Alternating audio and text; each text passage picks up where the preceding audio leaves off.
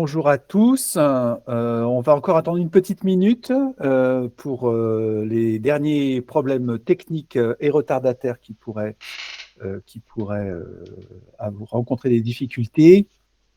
Vous allez avoir la possibilité tout au long de ce webinaire de pouvoir à la fois participer et en même temps agrandir votre écran si vous le voulez. Donc normalement, pour agrandir votre écran, il vous suffit d'appuyer sur les trois petits points en bas, juste à gauche de la touche rouge. Et là, vous pouvez choisir modifier la mise en page et vous mettre éventuellement en projecteur de manière à ce que vous puissiez avoir l'ensemble des informations en plein écran, ce qui sera plus lisible pour vous. Voilà, on va donc commencer ce webinaire. Je vais donc à tous, c'est dans les derniers jours de janvier, on va commencer par tous vous souhaiter une très bonne année à toutes et à tous, une très bonne année de santé et puis tout ce qu'on peut espérer encore dans ces moments-là. On a le plaisir aujourd'hui d'accueillir avec nous non pas un mais deux intervenants de chez Novaxia qui vont écoutez, se présenter. Arnaud, Mathieu, je vous laisse la parole quelques petites minutes pour que vous vous présentiez à notre auditoire qui est en train de se constituer. Bonjour Marc, on va faire très rapidement. Merci de nous accueillir.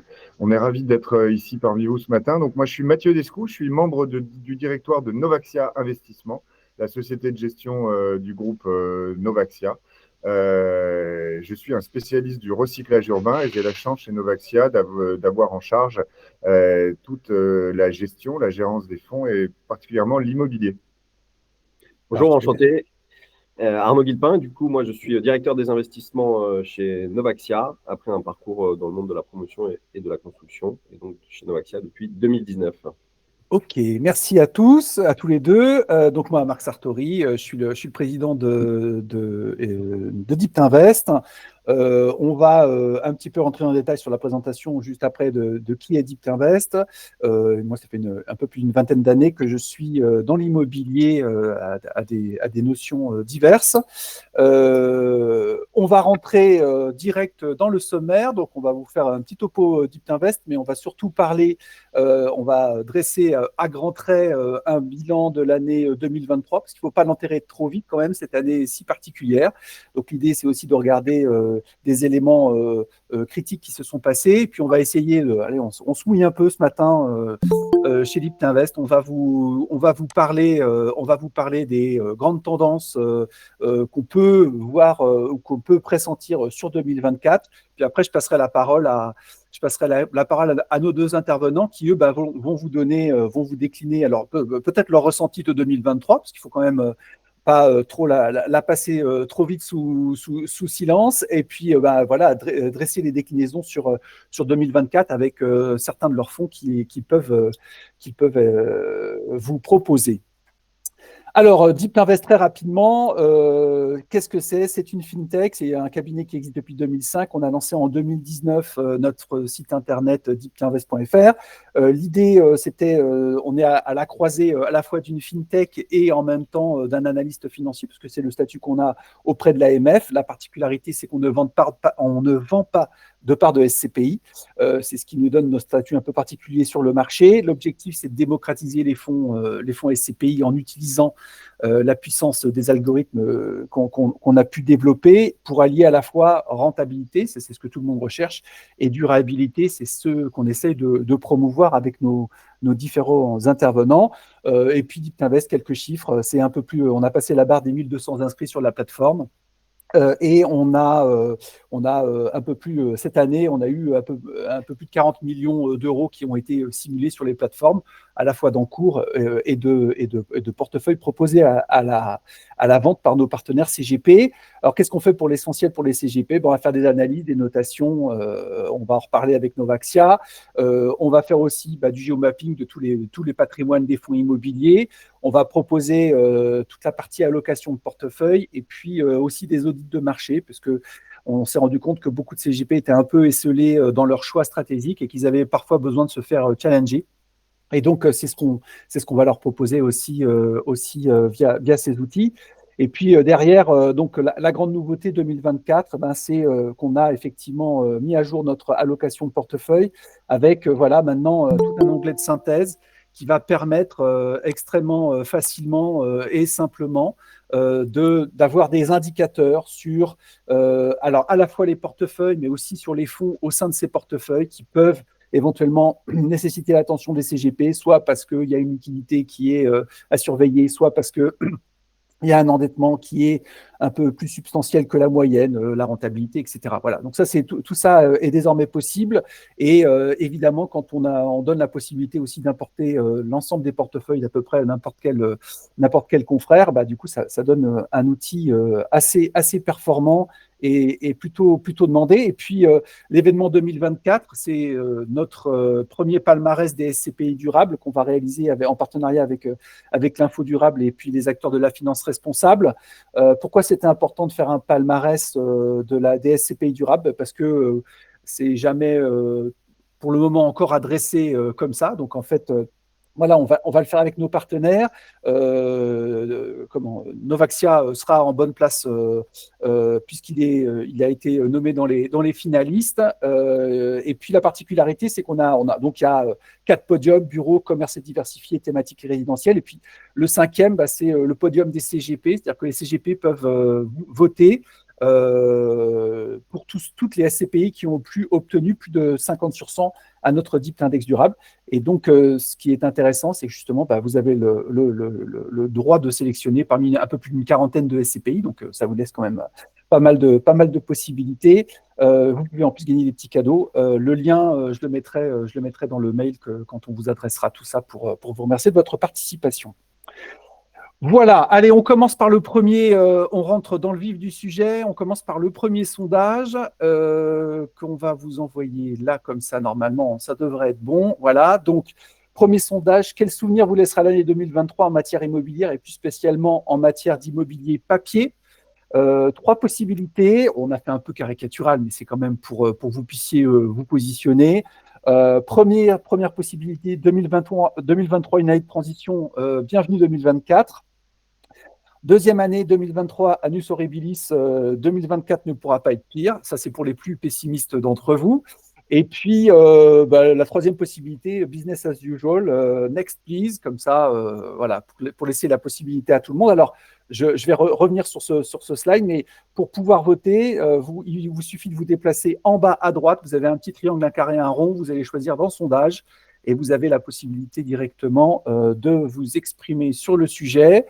Je vous laisse encore quelques minutes pour le faire. Bon, voilà, on a une salle plutôt optimiste quand même. 2023, une année de transition, vivement 2024. Bienvenue 2024, pardon. Bon, c'est plutôt dans la tendance. Voilà, bon, c'est presque. Voilà, on n'a même pas trop de pessimistes dans la salle, donc très bien. Beaucoup d'énergie positive, allons-y. Alors, on va quand même parler de cette année 2023 qui a été quand même particulière à plus d'un titre. Je vais le faire assez brièvement, mais il faut quand même, c'est important de savoir d'où l'on vient pour savoir où on va.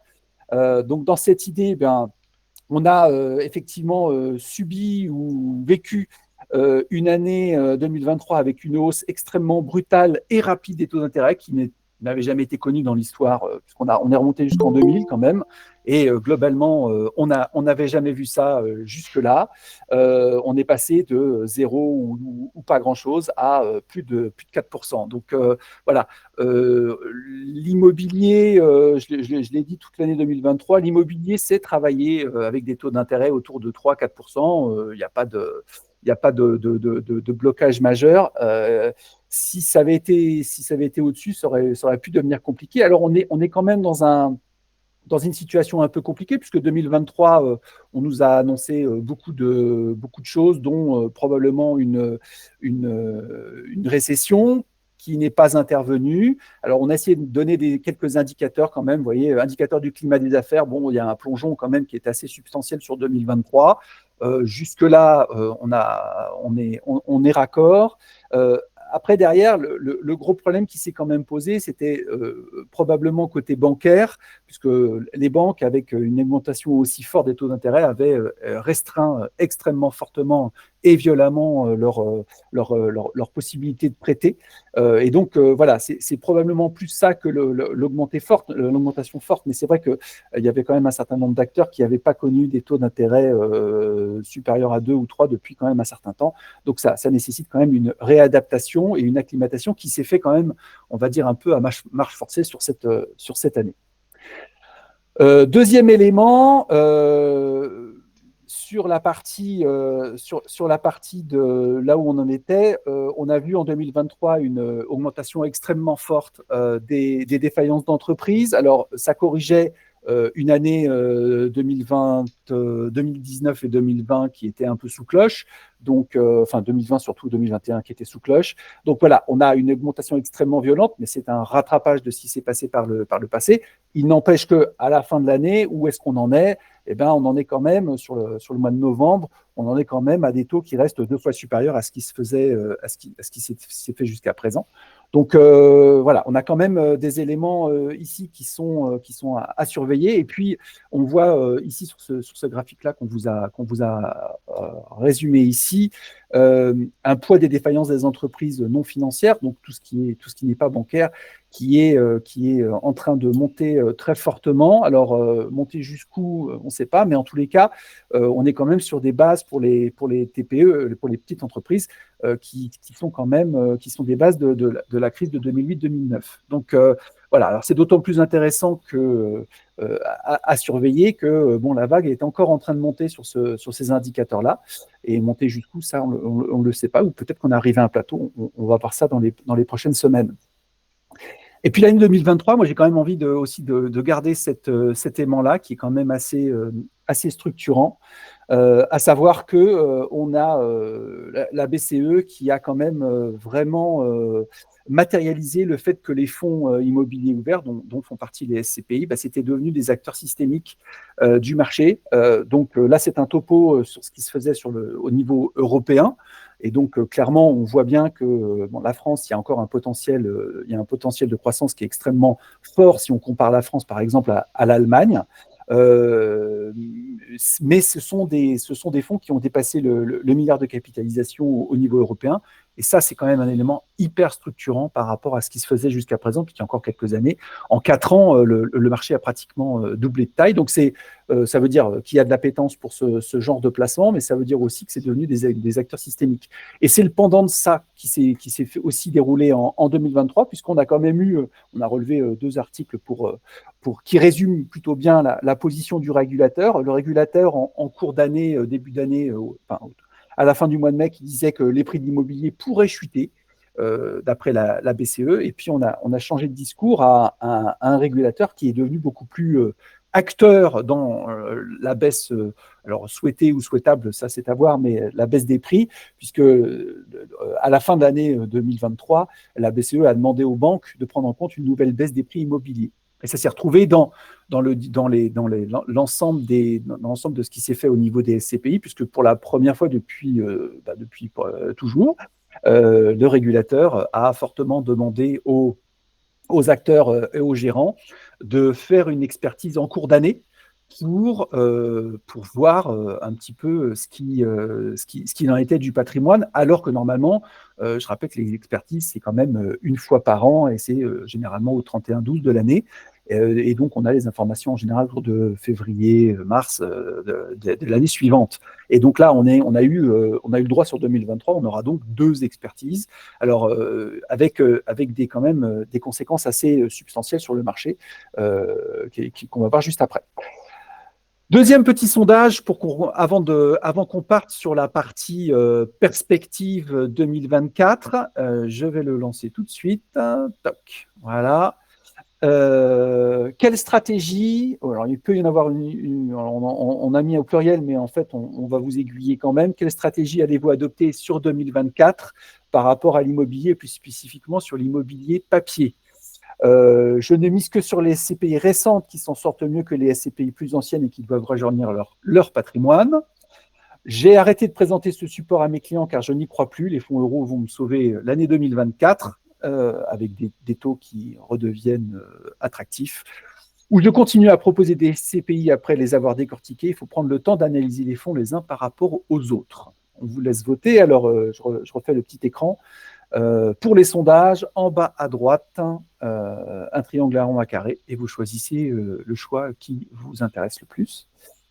Je répète, je vous représente les 3 questions, enfin, du moins, les 3 réponses potentielles. On est plutôt sur donc les SCPI attractives, c'est la bonne nouvelle. Et puis derrière, on est sur un moitié. Les SCPI récentes ont un peu moins la cote, mais continuent à avoir la cote quand même, et continuent à analyser et à décortiquer les fonds qui est devant. Donc c'est effectivement intéressant de évidemment décortiquer les fonds, parce que c'est pas forcément, il n'y a pas que la jeunesse qui compte en la matière. Donc c'est ça aussi ce qu'on essaie de vous apporter tout au long de l'année. On va commencer par les perspectives 2020. Dans les perspectives 2024, bon, celle-là, tout le monde l'a vu. A priori, la BCE a dit que les taux allaient probablement baisser. Donc, la première bonne nouvelle, c'est qu'ils ne vont plus monter.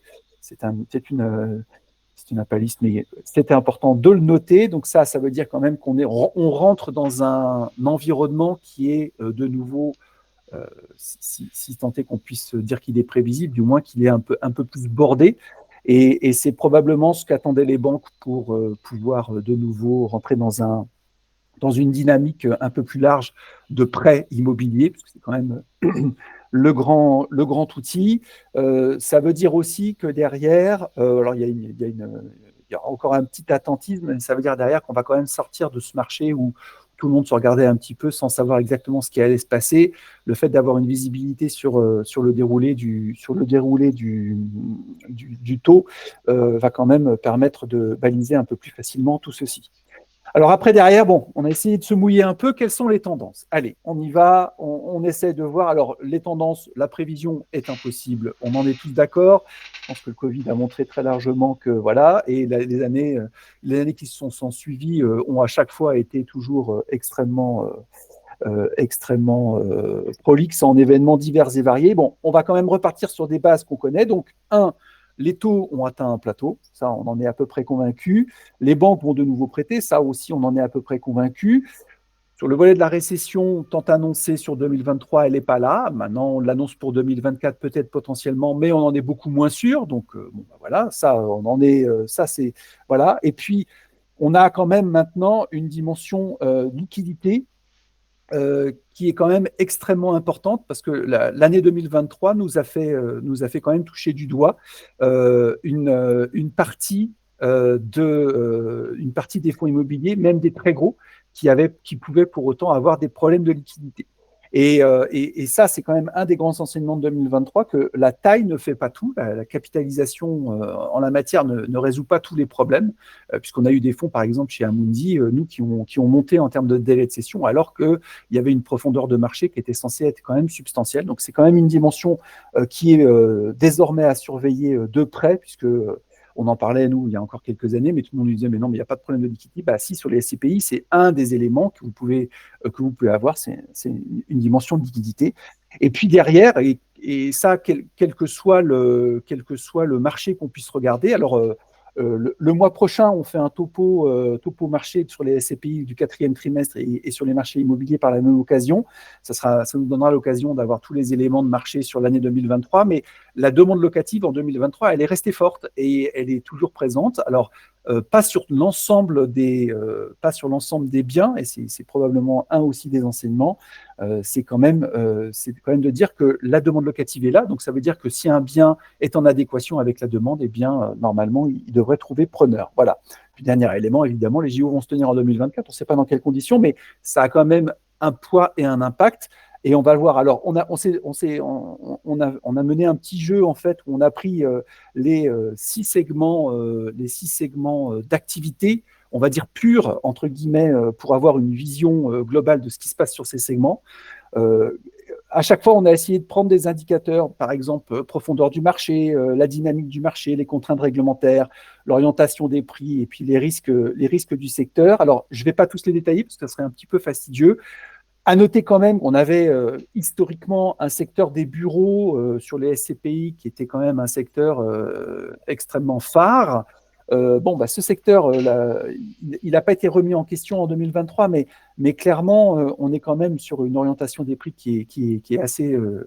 Ça a été très fortement touché par l'année 2023 et par l'augmentation brutale des taux. Donc ça, c'est quand même à regarder, alors ce qui n'en fait pas forcément un marché à fuir, mais c'est quand même un marché à regarder de près.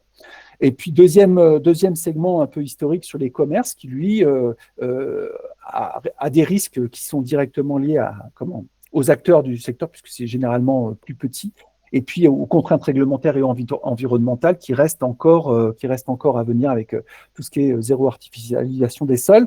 Donc, voilà sur les deux gros secteurs. On a un secteur résidentiel qui est assez marginal sur les SCPI, et qui est percolé de plein fouet et percuté de plein fouet par toutes les réglementations environnementales qui sont mises en place. Au bout du compte, ce qu'on peut dire quand même, à part le secteur du tourisme, qui nous semble toujours un secteur vraiment assez particulier, atypique, et qui pourra proposer des investissements potentiellement extrêmement intéressants, pour les autres, il y a quand même une dimension qui est extrêmement forte et qui est évidemment à privilégier dans tout investissement, mais plus particulièrement dans des périodes un peu on va dire, embrouillard comme celle qu'on vit actuellement, c'est la nécessité de diversifier ses investissements. Parce qu'on voit bien qu'il n'y a pas un credo, il n'y a pas un secteur d'activité qui l'emporte sur les autres. Alors, la diversification, après, vous avez deux possibilités de le faire. Première possibilité qui va être directement liée à soit vous confiez les clés du camion, entre guillemets, à un gérant qui le fait pour vous, soit vous partez du principe que vous êtes plus habilité et mieux habilité à choisir. Et donc, ça veut dire quoi? Ça veut dire que derrière, vous allez sélectionner des SCPI qu'on va dire thématiques, et vous allez démultiplier les lignes pour investir sur un fonds, on va dire, entre guillemets, pur, c'est-à-dire qui va être purement investi sur un segment d'activité plutôt qu'un autre. Alors, il n'y a pas de stratégie idéale, évidemment. Chacun va promouvoir ou défendre ces segments. Mais c'est quand même une dimension qu'il faut absolument garder en tête, parce que derrière, on ne peut plus uniquement se bloquer sur un secteur par rapport à un autre.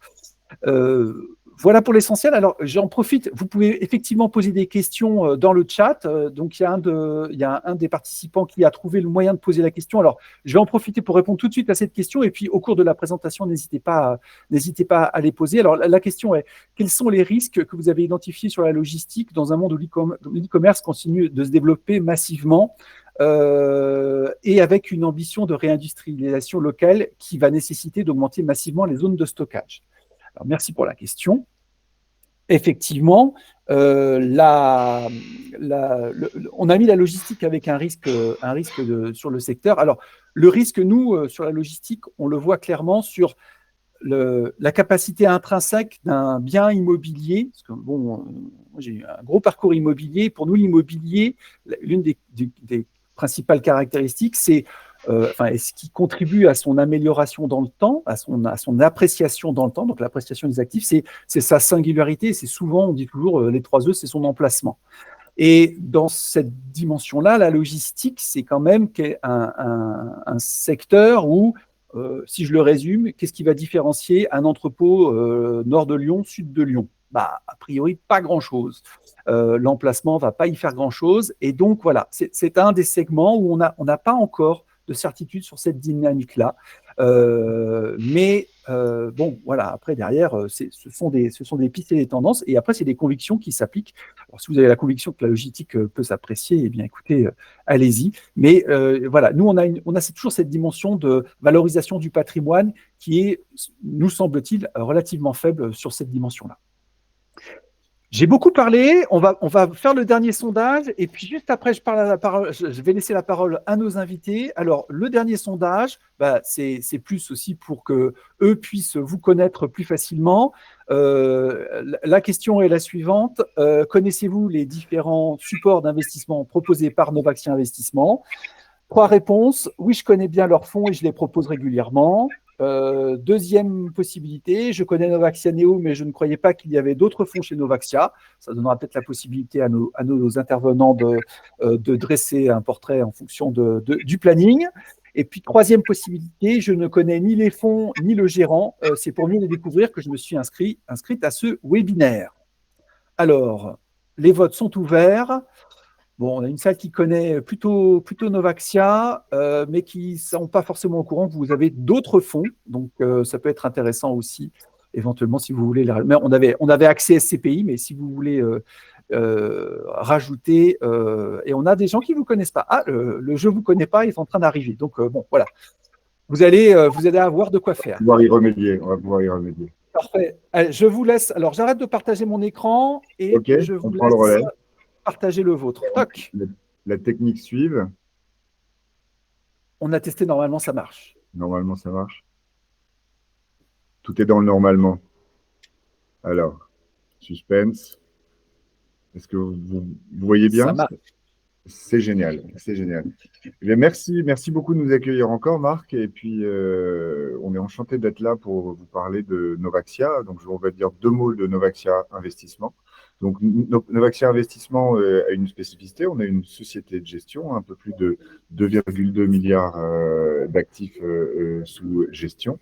On est une société à mission. C'est important pour nous et vous le verrez dans la déclinaison de nos fonds et notamment de Novaxia Neo, dont on va parler. Une société à mission, c'est quoi? C'est une société qui inscrit dans ses statuts des engagements. Les engagements, ils sont au nombre de 5. Je vous laisse les découvrir. Et qui tournent autour de notre ADN. Notre ADN, on est une société de gestion pas tout à fait comme les autres, parce qu'au cœur de notre ADN, il y a le recyclage urbain. Qu'est-ce qu'est le recyclage urbain? C'est une façon d'imaginer la gestion des actifs immobiliers. Nous ne sommes investis qu'en immobilier. Nous ne gérons des fonds qu'immobiliers. Et le recyclage urbain, c'est d'avoir la conviction que la ville ne peut se faire que sur elle-même, que la valeur se crée par la transformation de ces villes, de ces grandes métropoles, et nous y travaillons dans toutes nos thématiques de fonds. Aujourd'hui, vous avez 4 fonds ouverts. Vous avez 4 fonds ouverts. Ça répondra à la question je connais Novaxia Neo, mais pas les autres fonds. On peut les traiter rapidement. Novaxia Air et Novaxia Vista, qui sont des unités de compte en assurance vie, qui ont une spécificité, c'est la transformation d'immobilier tertiaire en logement. Donc, quand on parle d'actifs chez nous, on achète du bureau vide obsolète, vacant, du tertiaire, des galeries commerciales, des friches industrielles dans des zones denses, et on va le transformer en hébergement. Quand je dis logement, c'est de l'hébergement, c'est-à-dire des résidences-services, du logement, là où la pénurie est la plus forte, en zone dense. Novaxia Vista, c'est un fonds sur la thématique du recyclage toujours, mais vers un immobilier de recherche et d'innovation, particulièrement en santé. Et puis, vous avez Novaxia One, qui est un véhicule un peu spécifique, certains qualifieront de private equity immobilier pour les assujettis au 156.0 BTR, donc pour le réemploi de produits de cession, et qui est lui aussi un produit de recyclage immobilier. Puis dans cette galaxie, on a une SCPI, Neo qui se démarque énormément de ses concurrents. Neo, c'est quoi? C'est une SCPI qui existe depuis 2020, qui a toujours eu un taux de distribution de 6%, qui a une stratégie de diversification en actifs et géographiques, puisqu'aujourd'hui, nous sommes environ à 50% investis à l'étranger, mais quand on dit l'étranger, nous ne visons que la zone euro. Nous ne souhaitons pas aujourd'hui prendre les risques de taux de change, toujours dans les stratégies métropolitaines. Donc, elle est présente dans 5 pays, l'Allemagne, l'Espagne, les Pays-Bas, l'Irlande et évidemment la France. La typologie d'actifs, elle est extrêmement variée, mais vous verrez notre spécificité. Voilà, on a du bureau, évidemment, qui représente la majorité de notre patrimoine, l'extrême majorité de notre patrimoine encore aujourd'hui, mais on va vers des locaux d'enseignement, vers de l'activité, on a de l'hôtellerie et on a des commerces. On a une SCPI qui est aujourd'hui l'AUM, c'est pas marqué, c'est pas sur la fiche, mais qui est jeune, hein, donc, et on verra dans le marché actuel, on a la certitude que ça a son importance qu'elle soit jeune, mais elle est costaud puisqu'elle a 540 millions d'encours d'AUM, pardon. Euh, on a un volume moyen par actif de 15 millions, donc elle est extrêmement diversifiée quant à ses investissements. On a un poids des locataires moyens qui est assez faible, donc ce qui nous met peu en risque locatif, puisqu'on a environ entre 3 et 4, puisque 3,6 ça n'existe pas, mais entre 3 et 4 locataires par actif. Il y a une spécificité qui est en lien avec le fait qu'on soit société à mission. Elle a été, cette SCPI, dans le premier groupe des SCPI labellisés 100% ISR avec une démarche Best in Progress. Ça veut dire quoi une démarche Best in Progress? Rappelez-vous, on est un acteur du recyclage urbain, donc on a nos équipes, on est 140 dans le groupe Novaxia et on a des spécialistes, Arnaud et moi, en sommes l'exemple de l'asset management actif, c'est-à-dire que nous ne savons pas faire que gérer des actifs et les acheter puis les revendre, nous savons opérer ces actifs-là. Donc souvent, la stratégie ISR de nos concurrents, c'est d'acheter des actifs best in class, c'est-à-dire des actifs qui ont déjà toutes les labellisations pour répondre notamment aux défis environnementaux. Ben, nous, on va prendre le contre-pied de cette démarche-là en se disant que puisque nous, on veut un asset management actif, on veut fidéliser les locataires, on veut améliorer la valeur de notre patrimoine, et on va prendre des actifs qui sont aujourd'hui, qui ne sont pas en ligne avec ce fameux décret tertiaire qui indique les normes environnementales à tenir, et on va opérer ces actifs, on va faire une campagne de travaux ISR pour progressivement les amener dans les meilleures références du marché. Ça n'est pas indiqué, elle a une spécificité, hein, cette SCPI, c'est que c'est une SCPI également zéro droit d'entrée, ça a été la première. Donc, pour résumer et pour compléter, elle a une autre spécificité qui tient notre ADN, c'est que qui est, accrochez-vous, c'est un petit peu compliqué, mais pas tant que ça. Nous, on achète des actifs toujours. Vous parliez de l'immobilier, l'emplacement. Nous, on achète toujours des biens dans des zones denses, dans des métropoles de plus de 200 000 habitants, dans des cœurs de ville. On va chercher, nous, de la performance parce que une distribution à plus de 6%, on constate chez certains de nos concurrents qui prennent des risques géographiques ou des risques de positionnement. Nous, on ne prend pas de risques géographiques, mais par contre, on va prendre des risques sur les actifs qui ne sont pas best in class. Donc, on va les travailler, ces actifs-là. Donc, s'ils sont un tout petit peu plus anciens, c'est pas grave parce que nous, on sait les travailler, on met des plans de CAPEX dès l'acquisition. Et puis, on va prendre des risques aussi sur la durée du bail. Pourquoi on fait ça? Vous allez me dire, on cherche du rendement et le rendement, plus le bail est long, plus le rendement est sécurisé. Vous avez raison, mais nous, on sait prendre ce risque. Pourquoi? Parce que dans notre stratégie, tous les actifs dès l'investissement sont étudiés pour avoir une éventuelle réversibilité, ce fameux recyclage. Ce n'est pas un plan A. Notre plan A, c'est de fidéliser, de travailler l'actif pour fidéliser le locataire. Mais si le locataire partait et si l'actif devenait vide, comme on le voit chez certains des CPI, ils n'ont pas d'autre choix. Soit, vendre un actif vide, donc avec potentiellement une perte de valeur, soit, entre guillemets, faire beaucoup d'efforts, et notamment sur le montant du loyer, sur les accompagnements, pour fidéliser notre locataire. Ben, nous, on va pas être obligé de ça, puisqu'on a toujours un scénario B sur la totalité de notre patrimoine, où on serait en capacité de déposer un permis de construire et de vendre non pas un actif vide, mais un projet futur, et donc avec une valeur supérieure, ce qui protège le patrimoine de notre SCPI, et on y reviendra. On a fait expertiser l'ensemble de notre patrimoine en juin, et puis en septembre, et puis là, en décembre, mais malheureusement, on a une conférence cet après-midi, donc on ne vous en révélera pas le secret, mais en tout cas, nous, la valeur lors des dernières expertises ont confirmé la valeur de notre patrimoine, voire on a légère dans ce marché actuel où on constate plutôt une baisse des valeurs des actifs. Nous, on a plutôt une augmentation de la valeur de notre patrimoine, un maintien de la prix de notre part, mais une augmentation de la valeur de notre patrimoine. Donc voilà, pour vous dire, on est extrêmement, et c'est dans l'ADN de Novaxia, réactif, agile. On travaille notamment on a un réseau d'utilisateurs extrêmement fournis de par de par notre expérience. Hein.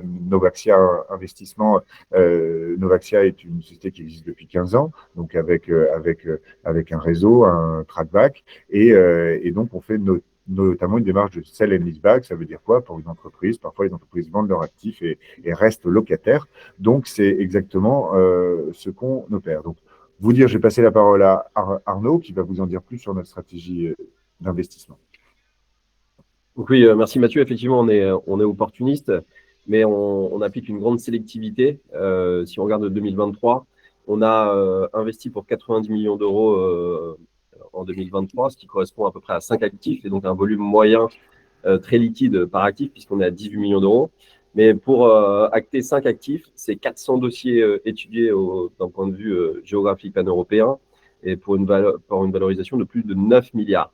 Ce qui fait que sur ces 400 dossiers, on a adressé un petit peu, sur 100 dossiers reçus, c'est à peu près 10 offres qui sont envoyées. Sur ces 10 offres, c'est un petit peu plus de 1 dossier qui est acté finalement. Donc les équipes travaillent quotidiennement à une veille marché, à une animation du marché pour aller chercher vraiment le dossier qui correspondra au bon cahier des charges d'investissement. Et je rajoute, je ne l'ai pas dit lors de notre présentation, on a la chance de pouvoir investir dans un moment de marché qui est très favorable pour faire des affaires, parce que l'année dernière, on a eu une collecte nette positive à plus de 60 millions, et on n'a pas de part en attente de retrait sur Novaxia Neo. On récompense la performance et la stratégie.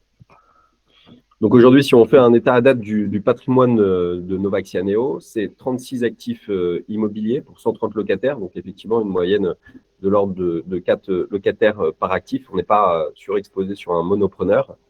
En superficie, c'est à peu près 217 000 mètres carrés et un taux d'occupation qui tangente les 100%. On voit la répartition géographique, donc la France pour un peu plus de 50% en termes d'exposition, les Pays-Bas 30%, on est présent donc en Allemagne, Irlande et en Espagne. Et donc la stratégie 2024 va être finalement de reprendre des positions fortes à la fois en Espagne, Irlande, et Allemagne, où effectivement il y a une baisse des transactions, mais les fondamentaux sont bons puisque la demande placée, donc c'est-à-dire la demande locative, reste forte et qui surperforme par rapport aux années précédentes.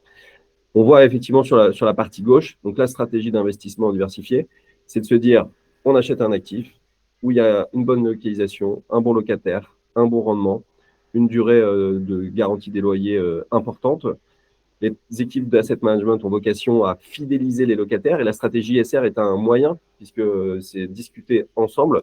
Et donc, on vient de renouveler, comme disait Mathieu, notre label ISR pour une durée de 3 ans. Donc, on a été récompensé Néo était la première SCPI ISR. Et donc, cette stratégie a permis sur ces dernières années de baisser en moyenne la consommation de nos locataires de l'ordre de 15%. La stratégie 24, le plan 24-27 va être de travailler sur tout ce qui est bas carbone et la valorisation extra-financière. Hein. Il y a le financier, mais l'extra-financière, c'est ce qui va prendre le relais et la résilience du portefeuille. Oui. Et donc, ça, juste pour vous dire, pour vous donner un exemple, ça peut paraître anecdotique, hein, mais on insiste beaucoup là-dessus. Pourquoi? Parce que réellement, dans l'asset management, avoir ces discussions avec les entreprises, les grands groupes, hein, on a notamment des locataires comme Valeo, des gens comme ça, eux aussi ont un besoin de communication extra-financière, donc on leur apporte des solutions pour consolider par leur actif et par leur baux, ils peuvent consolider eux-mêmes ce sens et ces KPI pour renforcer leur stratégie extra-financière. Voilà, par exemple, si on rentre un peu dans le concret, par exemple, on vient de fidéliser un locataire Total Énergie sur un actif en région parisienne. Et donc, la stratégie passe par exemple, sur la décarbonisation. Et donc, on va remplacer, par exemple, des chaudières à gaz par des pompes à chaleur pour améliorer la performance du bâtiment. Donc, c'est vertueux pour la valeur de l'actif, c'est vertueux pour la fidélisation du locataire. Et un locataire content, c'est un locataire qui reste et qui maintient son rendement et qui maintient le rendement de l'actif. Ensuite, on voulait rentrer un peu avec vous sur qu'est-ce qu'on a fait en 2023. Donc, on a été très opportuniste. Et donc, on voulait vous partager les actifs qui sont rentrés en portefeuille. Donc, un dossier à Montpellier. Pourquoi on a fait ce dossier-là? On aime bien les régions parce que les fondamentaux sont très bons. Montpellier, il y a une croissance démographique de plus de 4000 habitants par an. Et donc, c'est plus de logements, c'est plus de bureaux, les équipements qui vont avec, scolaires, médical. Et donc, c'est un actif qui a vocation à s'apprécier dans le temps. Et là, pour le coup, on a acheté l'actif à un utilisateur. Donc, vraiment, la démarche, entre guillemets, de vente et location. Donc, c'est le locataire qui vend son immeuble et qui reste locataire pour une durée. En l'occurrence, sur celui-ci, il reste 6 ans. Et donc, il y a 2 principaux locataires pour une durée de 6 ans. On peut dire peut-être le rendement sur cette. Alors, on est sur un rendement acte en main supérieur à 6%. En ligne avec les attentes du fonds systématiquement, parce que c'est aussi les bonnes années, c'est aussi les bonnes années, hein, c'est la prime, on le voit dans le panorama des SCPI, c'est la prime aux SCPI jeunes qui n'ont pas le poids de l'embarqué, qui avait été réévalué systématiquement dans le temps au cours des années, les SCPI jeunes qui savent profiter du moment de marché pour trouver de la performance future pour nos investisseurs. Un autre exemple, promis, on n'en fera que 4, mais c'est intéressant pour vous montrer la stratégie et nos raisonnements. Donc là, vous êtes en périphérie de Lyon. Ce site est très intéressant. Pourquoi? Parce qu'on a suivi finalement l'arrivée du métro ligne B, on dit futur métro, mais il va ouvrir dans les mois qui viennent. Donc là, on a une stratégie sell and leaseback toujours avec un utilisateur plutôt laboratoire et on est vraiment à 300 mètres du métro. Donc on se dit l'actif va s'apprécier dans le temps. Pourquoi? On a un bail long, donc on va capter les loyers pour suivre du rendement. Et puis avec le temps, on sait très bien que quand arrive un métro, il y a une recomposition urbaine. Et on pourrait faire plus de 20 000 mètres carrés de construction. Alors, je vais prendre le relais. On est en train de perdre notre directeur général. Effectivement, donc, ce qu'on a apprécié, c'est effectivement le flux long terme pendant plus de 9 ans sur une commune de Saint-Gilles-Laval. Et le bâtiment qui est neuf, comme vous pouvez le voir, est juste développé en R+1 sur un terrain de plus de 2 hectares où on pourrait imaginer une constructibilité en R+6 et donc une forte création de valeur à terminaison du bail si on n'arrivait pas à fidéliser le locataire. Et ça, évidemment, les fameux experts indépendants qui auditent tout le patrimoine, qui doivent auditer le patrimoine des SCPI tous les ans, ils apprécient dans la valeur de l'actif ses potentialités de création de valeur, ce qui explique, contrairement à beaucoup de nos concurrents, que notre valeur nos valeurs de part sont stables, fortes et résilientes. Et cet actif coche vraiment l'angle de la diversification opérée, puisqu'il est composé à la fois de locaux de formation, de laboratoires, de locaux de stockage et de bureaux. Un actif ensuite sur la commune de Trappes, toujours dans cette démarche initiée, puisqu'on avait fait un plan d'action ces 2 dernières années sur justement accompagner les utilisateurs dans la vente de leurs actifs. C'est-à-dire qu'on voulait sortir du marché un peu traditionnel de professionnels de l'immobilier qui se vendent des actifs entre eux. Nous, on s'est adressé à une population non sachante sur l'immobilier qui a des cœurs d'activité autres. Et le fait de vendre leurs actifs permet justement de développer et accompagner leur croissance, puisque la trésorerie qui est remontée par la vente de leur mur permet de développer leur société. Et donc là, on est sur un locataire qui est Ségula, qui est sur l'équipement automobile. Ils font par exemple les tableaux de bord automobiles pour les grands groupes français, notamment automobiles. Et donc là, on est sur un bail de 9 ans ferme. On rentre sur un prix métrique légèrement supérieur à 1 000 € du mètre, ce qui fait qu'on est sur un loyer activité bureau. Donc on est aussi sur l'angle de la diversification avec de l'activité sur cet actif. Et au terme du bail, si on n'arrivait pas à fidéliser ce locataire, c'est un actif qui est extrêmement résilient de par sa composition et sa typologie pour être transformé à 100% en activité. Et là, on rentre sur un taux acte en main qui tangente les 8%, donc bien nettement au-dessus du cahier des charges de Néo en termes d'investissement. C'est exactement ça. Ça, c'est notre stratégie. C'est la stratégie qu'on aime bien. Trappes, et on s'adapte au lieu géographique. Trappes est une ville où on n'imagine pas un recyclage, par exemple, en hébergement comme à Saint-Genis-les-Laval. Donc là, mais par contre, Trappes est extrêmement efficace en logistique et en activité de par sa situation géographique. Donc, On prend un risque sur du bureau, puisque Trappes n'est pas une zone naturelle de bureau. Par contre, c'est une zone naturelle de local d'activité ou de logistique. Donc, les autres SCPI vont dire bureau Trappes, je n'y vais pas. Nous, on y va à 8%. Et on se dit, si Ségula reste, tant mieux, et on va travailler pour que Ségula reste. Si Ségula part, on protège la valeur de l'actif parce qu'on sait déposer un permis, on sait faire de la logistique et de l'activité qui est extrêmement valorisée dans cette zone géographique-là. C'est ça l'agilité, c'est ce qu'on appelle, nous, chez nous, l'asset management actif. C'est-à-dire, on ne subit pas les actifs, on va les prendre, on va les travailler sur le présent, sur la rentabilité immédiate, et souvent, les gens s'arrêtent là ou à court terme, et nous, on a une vision très long terme de protection de la valeur du patrimoine. Ensuite, on a renforcé notre position sur la région lyonnaise, qui est le deuxième pôle. On vous le promet, c'est le dernier. Voilà. On fera peut-être un petit cinquième. Bon, okay. Et donc, celui-ci, pourquoi très intéressant celui-ci, on travaillait justement à mettre un drapeau sur la région lyonnaise depuis un petit moment. Donc, on l'a fait avec Saint-Génie-Laval. On a Beno aussi qui est dans le portefeuille. Mais celui-ci, on avait essayé de prendre une position sur Limonest en 2022.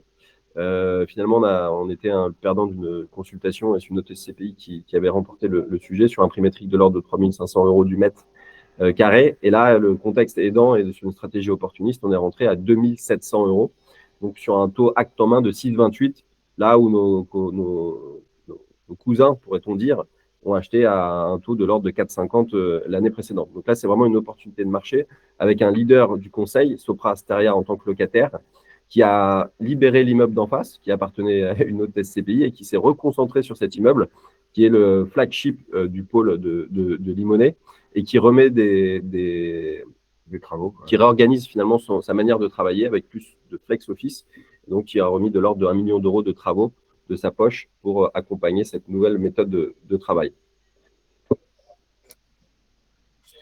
Voilà, donc là ça montre, l'actif présent montre bien l'opportunité de marché et le moment de marché où on peut saisir des opportunités pour créer de la valeur immédiate et future. Alors, l'autre opportunité, Logne, mais très rapidement, hein, très rapidement. Donc là, ce qui nous plaît, il y a deux choses. Comme vous voyez, l'immeuble est pas terrible physiquement, mais il est loué à un acteur étatique français, c'est le ministère de l'Intérieur.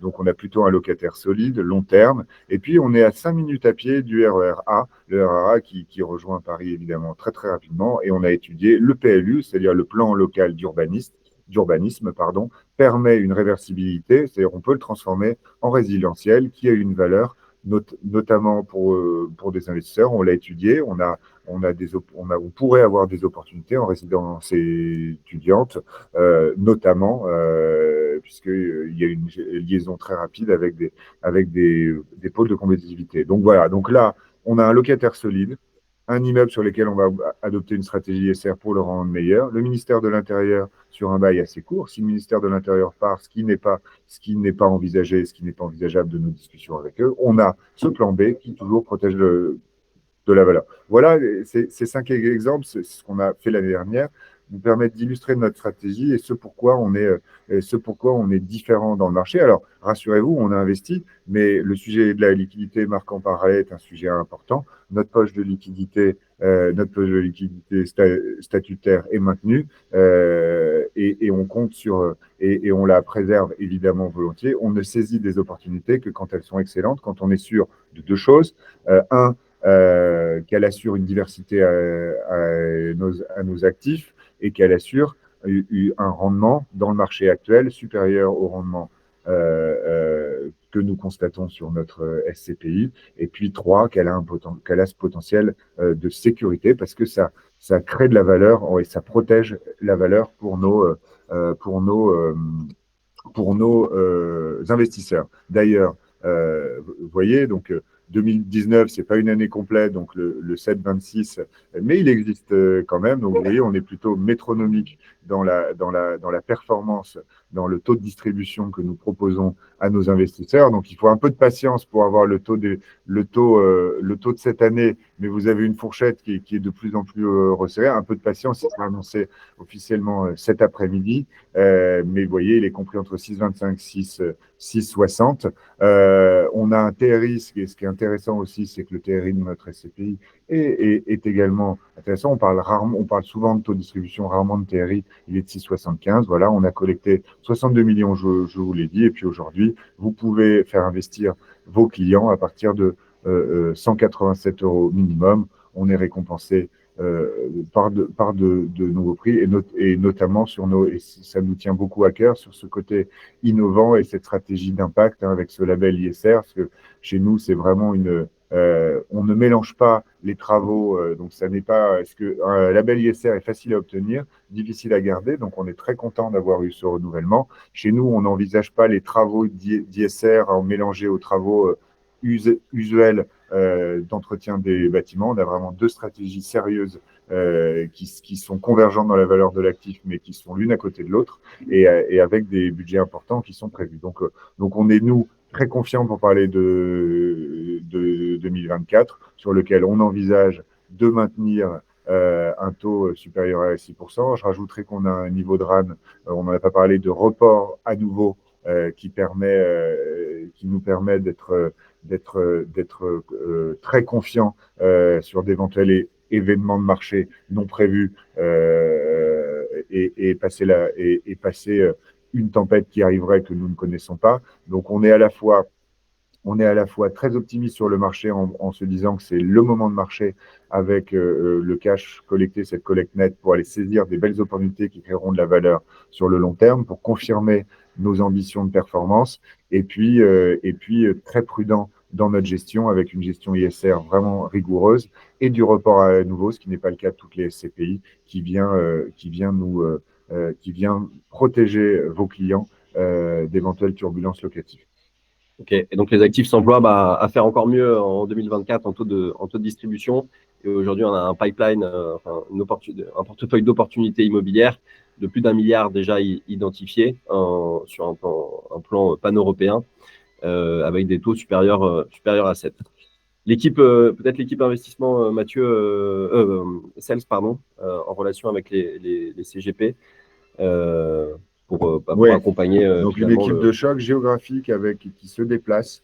L'avantage, c'est qu'on a des actifs évidemment à l'étranger où on y accompagnera. On a des actifs sur tout le territoire. Donc notre équipe Sales est à votre disposition pour évidemment aller visiter les actifs, vous rencontrer vos clients. Vanessa, notre directrice de choc des partenariats CGP, est à votre disposition, et par secteur, vous avez